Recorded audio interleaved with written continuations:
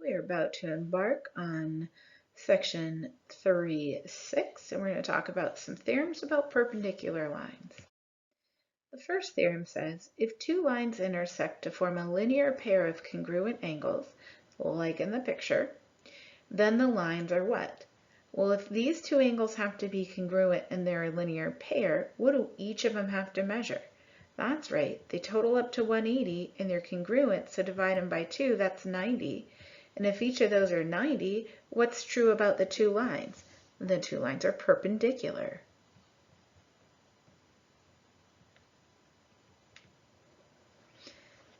Beautiful. The next theorem says, if two lines are perpendicular, they intersect to form how many right angles? Well, we know by the definition of perpendicular, one of them has to be right.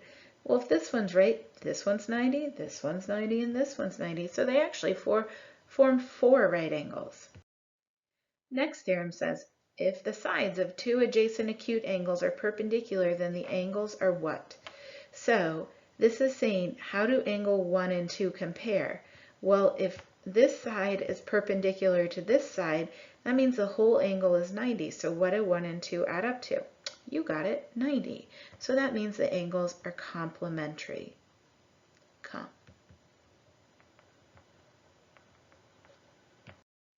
So let's do the proof of that theorem. So the first is given. And then if they're perpendicular, that means that has to be a right angle. So that's definition of perpendicular. Well, if it's a right angle, then it has to measure 90. That's the definition of a right angle.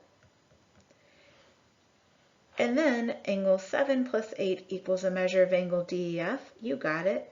It's the angle addition postulate. That's a no. And then I can take and substitute, because DEF was equal to 90, so I can replace that by 90. That is substitution. You could also call that transitive in this case. And then the definition of complementary tells me that they're complementary because they added to 90. The perpendicular transversal theorem. This says if a transversal is perpendicular to one of two parallel lines, then it is perpendicular to the other. This would look like, if we're going to justify it, if J is perpendicular to H and H is parallel to K, then J is perpendicular to K.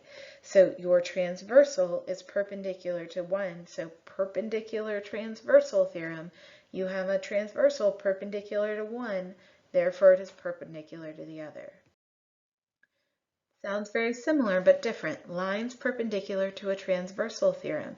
So here you have two lines that are perpendicular to the same transversal. Well, what do you think they have to be compared to each other? That's right. They have to be parallel to each other.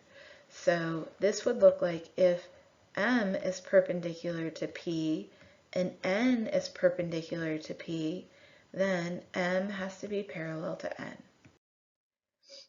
So we're going to look at this one. We're going to determine which, if any, lines have to be parallel, and we're going to explain our reasoning why. So let's say we look at these two angles. Well, those are corresponding angles.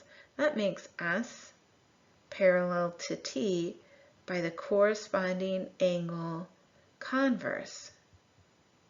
Or you could say you have two lines that are perpendicular to the same line, so that's the lines perpendicular to a transversal theorem. Both would be correct there. And then let's look at these two angles.